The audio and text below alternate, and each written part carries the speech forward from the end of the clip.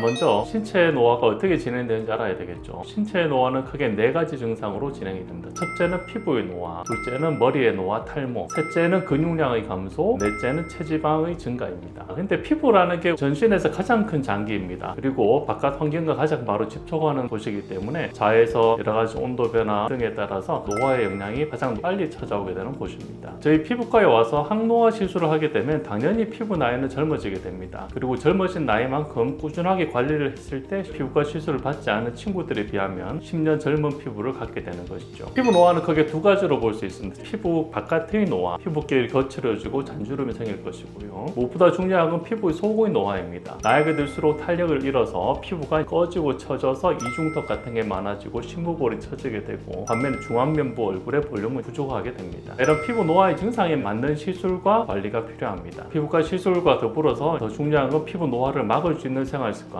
술, 담배를 멀리 하시고 자외선 차단을 잘 하시고 항상 긍정적인 마인드로 비타민 같은 영양을 잘 섭취하시는 것이 신체 건강의 노화에도 예방이 되고 피부 노화에도 예방이 될 것 같습니다. 피부 바깥의 노화, 잔주름과 모공 같은 것들을 개선하려면 프랙셔널 레이저, 프락셀, 지니어스 이런 시술을 통해서 개선을 할 수 있겠고, BBL이나 피코 레이저 같은 색소 전용 레이저를 통해서 잡티, 흑자를 제거하시면 젊은 피부를 되찾으실 수 있습니다. 피부 속의 노화가 더 큰 문제입니다. 피부가 꺼지고 처지면서 전형적인 노안으로 발생하는 것인데요. 나이가 들어서 처진 부위는 슬리핑 시켜줘야지 리프팅이 됩니다. 그럴 때 효과에 좋은 것이 울세라와 보톡스 같은 것들로 하안면의 볼륨을 줄여주면 리프팅되는 모습을 만들어낼 수 있고요. 중안면에 꺼진 부분들은 볼륨을 결국 채워줘야 됩니다. 필러로 바로 올리든지 아니면 스컬트라 주베르 볼륨 같은 콜라겐을 만들 수 있는 주사들을 동원해서 피부에 부족한 볼륨을 채워주시면 됩니다. 최근에는 콜라겐 부스터, 립투어, 레티젠 같은 것들이 나오고, 또 전통적으로 가장 인기 있는 스킨 부스터, 리쥬란이 있죠. 이런 부분들은 공통적으로 피부에 콜라겐을 바로 넣어준다든지 콜라겐 생성을 도와주는 물질을 넣어주는 겁니다. 주기적인 립투어, 레티젠, 리쥬란을 통해서 피부에 보습을 도와주고 피부 콜라겐을 공급해주고, 신체에서 스스로 만들어낼 수 있는 스콜트라 같은 시술을 써마지, 울세라 등과 복합해서 시술하신다면 한층 젊어진 피부를 더 오랫동안 유지하실 수 있는 방법이 되겠습니다. 신체의 노화는 저희들이 100% 막을 수는 없습니다. 하지만 운동과 식생활 개선을 통해서 유지를 하실 수 있겠고요. 피부는 관리를 하시면 상당히 젊은 나이로 돌아갈 수 있습니다. 그런 적절한 건강한 생활 습관과 더불어 진행되었을 때 더 좋은 피부 상태를 오래 유지하실 수 있을 것 같습니다.